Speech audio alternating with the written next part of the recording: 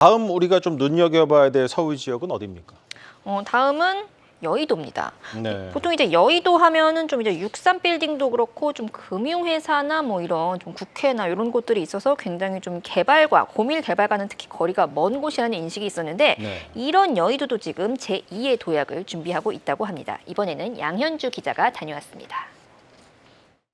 네, 저는 지금 서여의도와 동여의도를 나누는 여의도공원 인근에 나와 있습니다. 서여의도의 경우 고도 제한으로 인해 최고 높이 51m까지밖에 건물을 짓지 못하는 반면 동여의도의 경우 보시다시피 높은 마천루가 즐비합니다. 하지만 최근 한동훈 국민의힘 비대위원장이 이 국회의사당을 세종으로 이전하겠다라고 발언하면서 서여의도 개발에 대한 기대감이 높아지고 있습니다. 국회의사당이 위치한 서여의도는 보안 문제로 건물을 높이 지을 수 없습니다.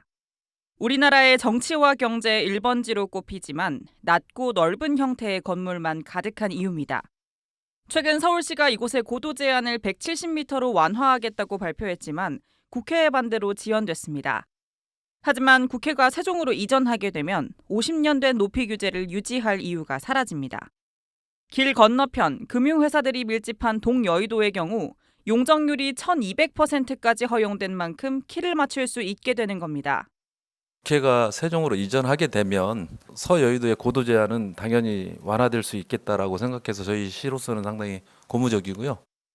특히 국회가 이전하면 공터로 남는 땅만 10만 평에 달해 대규모 개발 호재가 예상됩니다. 상황이 이렇다 보니 인근 부동산에서는 벌써부터 매물을 거둬들이는 집주인이 늘고 있습니다. 실제로 국회의사당 세종 이전 이슈가 부각된 지난달 27일과 비교하면 전체 매물이 22%나 줄었습니다. 다만 주민들 사이에선 구체적인 계획도 없이 국회 이전 문제가 거론된 점에 불만을 표하기도 합니다.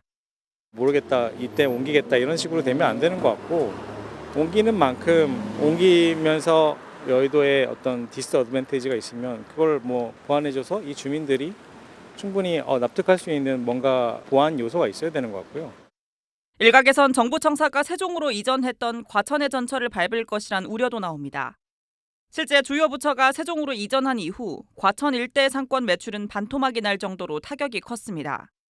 국회 기능으로 인해서 많은 사람들이 여의도로 집중하는 현상들이 나타나게 되는데 국회가 세종으로 이전하게 되면 상권 축소로 인한 지역의 위축 현상들은 나타날 것으로 보여지고 국회 세종 이전은 논의조차 시작되지 않았지만 득과 실을 놓고 셈법만 복잡해지고 있습니다.